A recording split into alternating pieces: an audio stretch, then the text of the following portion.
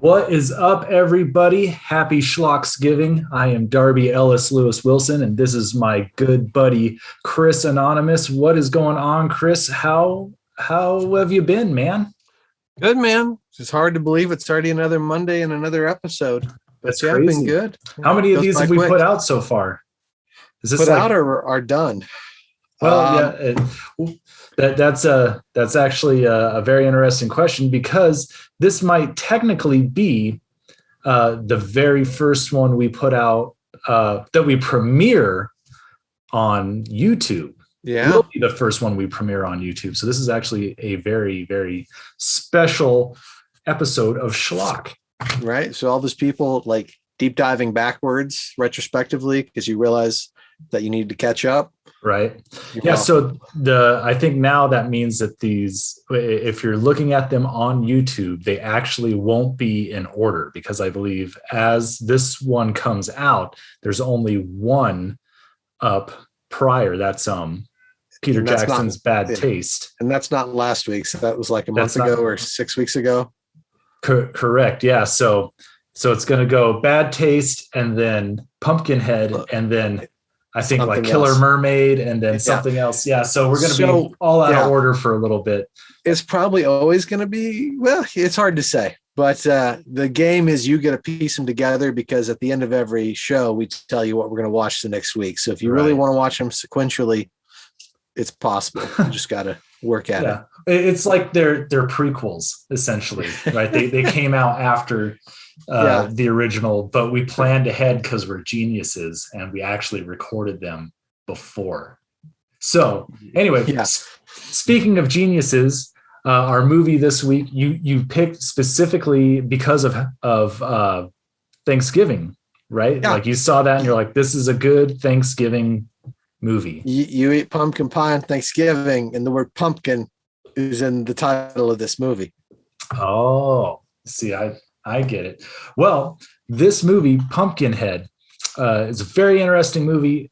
It was directed by Stan Winston, who was the master of special effects. And I don't know if you knew this or not, Chris, but when I was probably, I don't know, like 10 years old, Stan Winston was my absolute hero. I wanted to, my dream was to work for Stan Winston Studios and work on like the next Aliens movie. Oh, like when you were 10, you knew his name and stuff? Oh Like yeah. Okay, yeah. Yeah, because knew his I watched work. I watched specials like behind the scene things because That's I awesome. was into Schlock. I've been into Schlock from a very early age, and I love creature features and monsters and things like that. And I wanted Man. to make them. Yeah, you were talking about geniuses earlier. Stan Winston, special effects like monster movies, creature features, genius. Which Like is amazing stuff. really interesting. So this is directed by Stan Winston. It's his first, his directorial debut, and it's one of only two like full-length feature films that he's directed. The second, it has a weird name. It's like a gnome named Norm. Norm, but Norm spelled with a G Like- in the like a front. gnome. Yeah, And that looks I like looked something it we up. got to watch. It's also on Tubi, so it might happen. Oh man, yeah, that's definitely It's coming down the it's pipe. under a different name, and then in like parentheses or in like the subtitle is a gnome named Norm, which Huh. is strange. Well, it's weird how movies get renamed for different markets or Yeah. like different people buy the rights to them and then they like rename them or like rebrand them as something else. While clever, it is a bit challenging to say. A gnome named Norm. A gnome named Norm. Say that 6 times fast. I can't. Yeah, I can't so, say it one time fast. Interesting enough. So Stan Winston, the master of special effects, he directs this movie. He actually didn't really do any of the special effects for this movie. He told the special effects guys, "Hey, you're the guys. I'm the director, so I trust you. You do your thing." And so I guess we get to see how well we think I that have played a out. feeling though that if he would have hated what they did, that he Right. probably would have sent him back to the drawing board. Right. he would have said, "No, I'm Stan Winston. You have to listen to everything I say." Although I read some stuff that he was actually supposedly really fun on set and like really trying to make it a fun environment while filming. Yeah, I also read that I mean, we always talk about, does this movie look like it was fun to make? And apparently this indeed was a blast to make. Well, and we had talked a little bit about this last week after I chose it, and we might disagree about this film, which doesn't happen a whole lot. Okay, well, I'm interested to get into it. First, before we dive into things, this movie, it cost $3.5 million to make, which is actually a little bit more than I thought it would be, because as I understood it, this was a low budget film, which $3.5 million, that's pretty low budget for a Hollywood film. I feel like in the 80s, maybe it was a little bit more than that is today. But yeah, I was surprised with the amount of money it took to create this. And it actually made over $4 million worldwide at the box office. So hence all the sequels.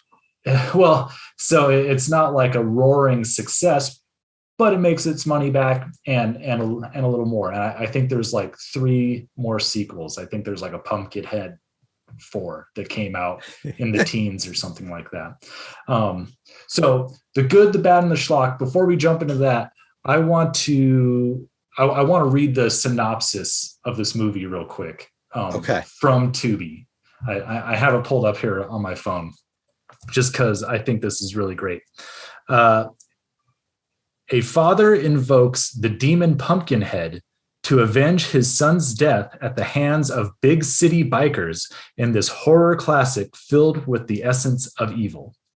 Now, Chris, tell me, when you hear that and you hear the word big city bikers, what comes to mind? Anything but teenagers on motorbikes. That's right. When I read that, I'd seen this movie before, and I was like, man, bikers? Like, I don't remember that. Do like a bunch of bikers chase down this little kid and beat him to death or something? No, it's some kids. That's what bikers are wont to do. Yeah, they beat down children, as opposed to just like some careless dirt bike riders, motocross guys that kind of, I don't know, they don't even like really run him over. They kind of knock him down, it looks like. And he like lays on the ground sort of alive for a pretty long time. Anyway, it's all stuff that we have to talk about. Let's jump into the good, the bad, and the schlock. Chris, what was good about this movie? I thought a lot. It was definitely not a perfect movie. There was a lot wrong with it, but man, overall, I enjoyed it. So there's some in the schlock that I'll get to, but so for a first-time director, I didn't think the directing was that bad. It wasn't like brilliant or anything to write home about, but it was solid. I liked the monster. I liked the special effects. I liked the lead. Was this his best performance? Probably not, but anytime you open with a shirtless dude with a flamethrower as your intro, that's a strong start. And I love that they used the flamethrower at the end. Yeah, I was wondering if that was either going to go in my good or bad column, depending on if they called it back. And what I really liked about that was that it wasn't the weapon that defeated him. They call it back, but it's the weapon that shows how to defeat him. Right. Yeah. And only through an accident of him tripping, kind of through his incompetence on his way to defeat the monster does he figure out how to defeat the monster. Correct, which is hilarious. I think my favorite thing about it is how it reminded me of like classic American folk tales.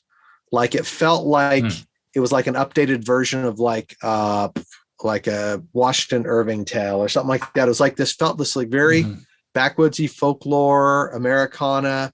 It was like a cautionary tale too, which I thought was really interesting to take like the idea of a teen splatter movie, kids cabin in the woods, right? Kids in the woods getting killed, but they take that trope and they put it into basically a cautionary tale that could also double as like a really like Southern Gothic kind of Southern not Gothic. a fairy tale, but folk tale. Yeah. And so I loved the idea and parts of the movie. I don't think it pulled off completely what I wanted it to do, but there was enough of it in there that I enjoyed. Yeah. What was good for you? So for me, I think, I don't know. I think we might be of the same opinion. I'm not sure. For me, it's really hard to pick out the difference between good and bad, because a lot of what I liked also ran into what I didn't like. And so I would put that in solidly into the Schlock column. Like you said, I think it was an incredibly interesting story. I think maybe the story that they were trying to do is maybe more interesting than the story that we actually saw.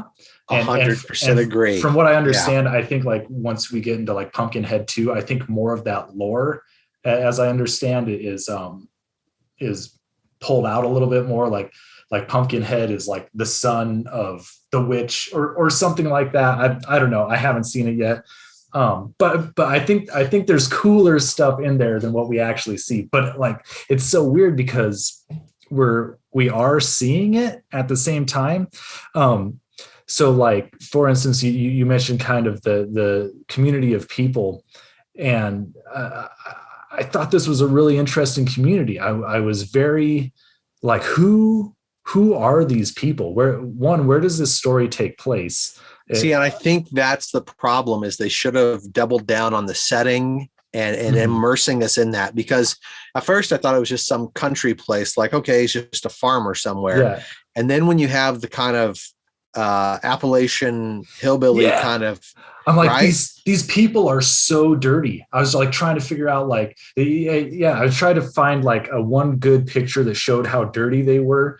And like, I don't know, it's kind of like take your pick whenever you see, I don't know, the weird, dirty hillbilly village people, but their clothing and their surroundings are just like so filthy. I'm like, what? Right. Do they not have moms? Do they not have people to like spit on a rag and clean their face? Well, like, it's is this the Lost Boys? Yeah, it's a very motherless movie. You don't see any of them in the hillbillies. There might be someone in there, but they're sitting around the table, and I think maybe one has a line. They don't really play a big role. No women play a big role. I mean, it opens with witch. And the opening. Yeah. When the main character Ed is a little kid. Yeah. Yeah. So I just would have liked to have known more about these people, because I thought that was a very interesting world that they were in. I would have loved to know more. And so the directing in general, just like the overall look, the directing, the way things are introduced to us, man, I really go back and forth, because in some ways I'm like, this is really good. And in other ways I'm like, this isn't so good. But when I think of the beginning, after the credits and the opening scene, but when we get introduced to the Harleys, Ed Harley and Son, it's like such a wholesome beginning. It reminds me of like a Bell commercial. Like, it reminded me of Princess Bride. Yes, exactly. Like that. Yeah. Like where he's washing the kid's hands, and he's like, I'll tell you, when I was a kid your age, your grandmama used to wash my hands and I felt her gross skin. Like it was, like the music is very light, and there's almost like a diffuse lighting. Like it's very fairy tale. It's like a fairy tale opening.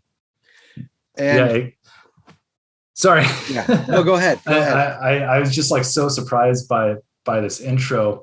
It's so wholesome, and there we have the hand washing picture. But I mean, if you know it, super. Like, of course, he has to have the nerdy little glasses. Like, right, like that's such a trope. The Coke bottle glasses. Like he's such a cute kid that like as soon as you see him, you like know this kid's a goner. Right. Like, I mean, you kind of go into the movie knowing like what's going to happen, but yeah, look at him. He's too pure for this world. This kid is a trope. Like that's the exact same look of Macaulay Culkin in My Girl. right? Mm. Spoiler alert, he also dies in that. Yeah. This is the exact same look as the little kid in Jerry Maguire. Doesn't die, but yeah, like you see this like look through so many movies. Mhm. But we also have to remember that this wholesome scene of like fairy tale-esque beauty and like innocence comes right after a shirtless man is just using a flamethrower. Right. Well, he's salt of the earth, man. He's just Right? a farmer. He's tending his land with this killer flamethrower. Like that's how So you farm, right? that's how you farm. That's how you farm. So with that, I don't know if you have anything else in the good, but to No, go into the bad, so it's the same. The bad is the same as the good. it's the same. So last week we talked about the character intros in Puppet Master and how the characters were introduced very poorly. Mm-hmm. I felt like all the characters in this were actually introduced really well. Unfortunately, I don't think that they built on those characters enough. That specifically the biker gang, we'll call them. Like Yes. they introduce like, okay, this guy's the asshole, and this guy's his dorky brother, and this Right, this is right. the girlfriend. Right? They introduced them really well, but other the than final that, girl, the catatonic girl, right? Like the girl they who just goes kind along. of they have our tropes, but they don't do anything else to make us interested in those people. Like you mentioned earlier that this is kind of like that cabin in the woods type story. But like, I don't know if they really played that story. They're only in the cabin for a little bit, and they don't really like get terrorized. Pumpkinhead just comes in and starts knocking heads, man. Yeah. Once you call him Pumpkinhead, man, he messes you up. Okay, so my bad is similar.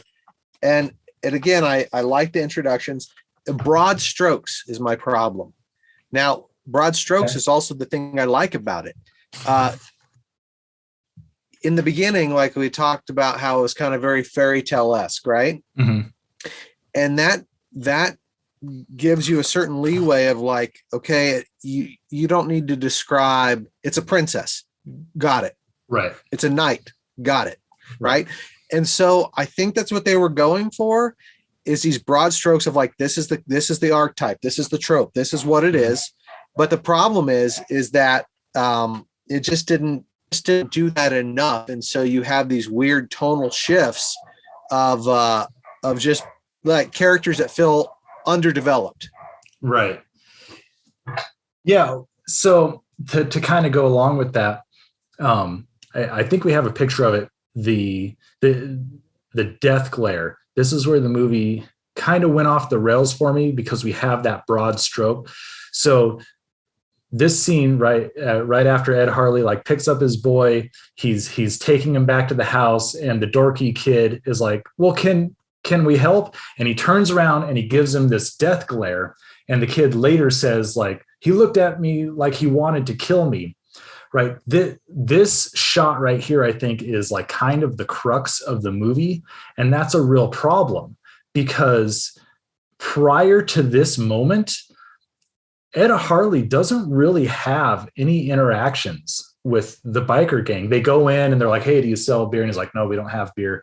But they don't do any, they don't like mess up his shop or like offend him. And there's no setup of him not liking city folk, right? There's no, and clearly it was an accident. And clearly the guy stayed there, and there's no phones.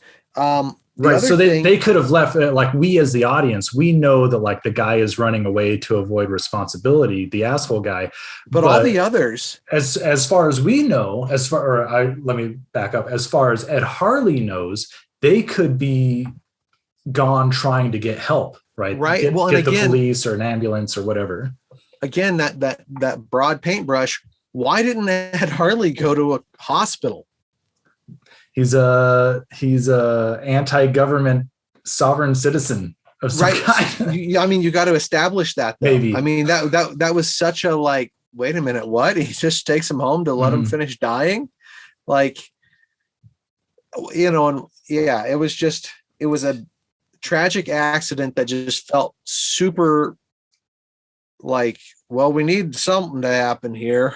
Right. Well, it makes us fill in so many blanks because of the tropes. And we have that with the personalities. Who I would call the main bad guy, which is the jerk biker, right, who yep. hits the kid. Like, once that happens, everything is just like so ridiculous when they get to the cabin. Well, first of all, he kills the kid supposedly, right? And he's like, I gotta get out of here. And so what does he do? He goes and loads up his bike, right? He doesn't just get in his car and take off. He loads up his bike, then he gets in his car and takes off. And where does he go? Does he like get out of the state? Does he go hide in the big city? No, he drives a couple miles down the road to their cabin. He goes in there, locks himself in. When the other people come, right, they're like, hey man, it's okay. It was an accident. We got to go tell somebody. And then he like takes the piece of wood, hits his friend in the back of the head to knock him out. So now you're adding like assault to, and then they lock him up. So kidnapping. Yeah. I mean, yes. So whereas before it would have been like, I don't know, some lesser degree of manslaughter of like, right. You know, I had a car accident and I killed somebody, right? It's like, I actually took steps to like cover up a crime that I committed. Now, there was the dialogue of that he was drunk before and had hit somebody or done something. Yeah. And he'd been drinking again. Well, so, I think his excuse was because he did it before, now they are going to fry him. Right. I don't know what state this takes place in, but I don't think that's the law. I think he'd get his driver's license taken away and maybe some jail time. Yeah. But again, that's the broad stroke of the character. We're supposed to understand who this character is by those very odd actions. If you had like a narrator at the beginning going like, once upon a time deep in the South. Oh, it would have worked. Yeah. Something like that just sets that tone so you can have these really broad strokes. I noticed we're getting toward the end of time. I'd like to talk. Should we move to the schlock? Sure. Okay. Well, and this is also the good, but if we could pull up the picture of the foggy pumpkin patch. One of my favorite set pieces in this movie. This set piece is amazing. It is so cool. Like very Burton-esque, but like just this is what me love the movie. I'm like, man, that is such a cool shot and like such a cool. This is where I'm like, this is a Southern Gothic fairy tale. This is like, it's a pumpkin patch, but like maybe haunted. It's maybe a graveyard. Right. Yeah. It's hard to say. It's just, it's such a horror fairy tale set piece. And again, this makes me wish the rest of the movie could have achieved what tonally this shot does. Yeah. And looking at it right now, I mean, it looks very Army of Darkness. Yeah. Very Army of Darkness. That could be Ash for all we know. Ash and the pumpkin exactly. patch. So go ahead. Well, something I'll add to this, and this is kind of the scene where it threw me off.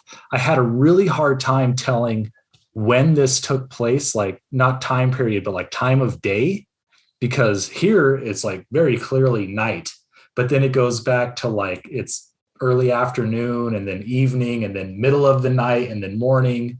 And I was like, for a long time, I thought this took place in like the span of 2 days, but it all takes place in the span of like one night.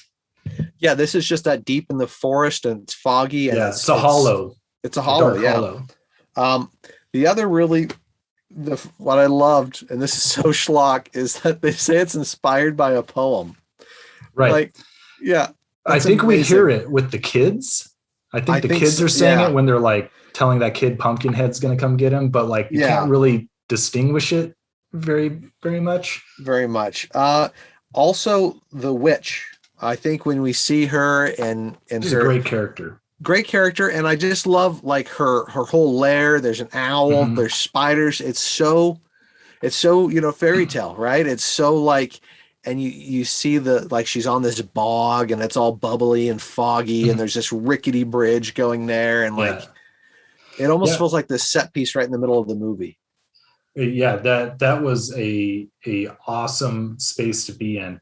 But this shot here specifically shows like maybe my biggest problem with the movie. That might actually be really good. I mean, who knows? But a big problem that I had with this movie is this is like all orangish red. Like it seems like every scene in this movie is either that bright, washed out orangish red or blue, like varying shades of blue. And I mean, you can see it on the title here behind me, but that's like the colors of this movie. And I can't tell, is that really smart? Does that give this movie a very distinct look? Or does it actually just kind of make things like the witch's sweet lair kind of hard to see? Both.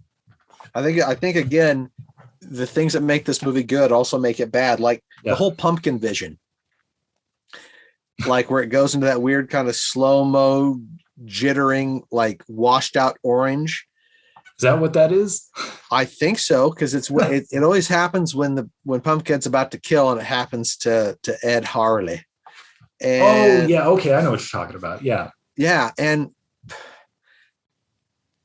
points for what he was going for. For me, it didn't work, but he doubled down on that visual. So I mean, yeah, I'll give him that. Yeah, just a lot of things in this movie that like I said, it made it a better movie than it kind of had any business being. Like, I understand why there's a cult following for it. I understand why there's sequels for it. And there were other schlocky moments. Yeah, like the pumpkin action shotgun. Like, he doesn't use the shotgun, but man, that is a movie right there. He pulls it out. Yeah, Pumpkinhead rampage. Yeah, like I just wanted him to start just start going to town with the shotgun. And this is something that I thought was really interesting about Pumpkinhead, the creature. Does he have like a personality? That it seems like he had maybe kind of a Freddy Krueger type. I like playing with my victims. He was throwing victims. He was throwing corpses back at his new victims for sure. Right. Well, he pushes that gal's face against the glass. He stabs that guy with the gun. And then he like lifts up his lifeless head. Yeah. When he's hanging out in trees and he's throwing people over cabins and like, he enjoys what he does. When he takes the chain off of the motorcycle, like and very slightly you see him like kind of wave the chain back, like being really coy about it. Coy. and the thing is that I think that could have been brought out better if he had that personality. Yeah. And again, I don't know if that's what you wanted. I think if you were going for like a more of that folk tale type thing, I think you'd want to get rid of some of that. Or do the opposite and go into it and then make the characters more unique and less archetypal. What else do you have? I have a question for you. You got a question for me with Puppet Master, and I have a similar theory / question. Well, let's go into the theory, man. Okay, so let's pull up the picture. Is Lance the new Pumpkinhead? I think so. I think the old Pumpkinhead burned up, and whoever puts the curse on someone becomes the next Pumpkinhead. Yeah, I think to me that seemed like that's what the lore is. Yeah, see, he's got the necklace on. He's got the necklace, and he was kind of turning into him a little bit. So that means that the Pumpkinhead who did all the killing in this was possibly the guy from the intro beginning, who sick Pumpkinhead on that guy. Right. Well, and interestingly enough, like Pumpkinhead changes throughout the entire movie. Like when he starts, he like kind of looks like Voldemort, like he's got no nose or anything. By the end, he's got like a full face, which I think is supposed to be like Ed Harley's face because they're like kind of becoming one. And Ed Harley's face starts looking more like Pumpkinhead. So like a passing of the baton. Yeah, there's some sort of obviously there's some sort of connection there. I think it's really interesting that the very first shot we see of Pumpkinhead at the beginning, he looks an awful lot like another Stan Winston creature. Do you see it in the picture? Oh, the Predator, man. Well, I think he looks like the xenomorph. You can't tell real great in this picture because it's not moving. He does kind of look xenomorphic. But the way the tail moves around and he's got like these big things coming out of his shoulder, like to me, that looks like a xenomorph, which I think is funny because Stan Winston, did the special effects and Lance Henriksen, he's got to fight him again. Yeah. Yeah. I said Predator, but I don't know if Stan actually did that. I think he did. Or at least I think maybe his studio I could did. be totally wrong. But I can maybe. totally see the alien in there. But I enjoyed the creature. I enjoyed the like it was an old folktale. I just wish it would have been more of that. I think that puts it in a perfect context. It is a Southern Gothic folktale. Would you watch the second one? Yes. All right. Well, we're going to have to put that on the dock at some point in time. The next movie we have coming up is going to be one of my favorites called Night of the Comet. It's a great film. I saw it when I was a kid. I can't wait to share it with everybody. So until next time, I'm Darby Ellis Lewis Wilson. This is Chris Anonymous. We have been compelled by Schlock, and we will check you out later. Schlocky, schlock, schlock, schlock, schlock, schlocky, schlock, schlock.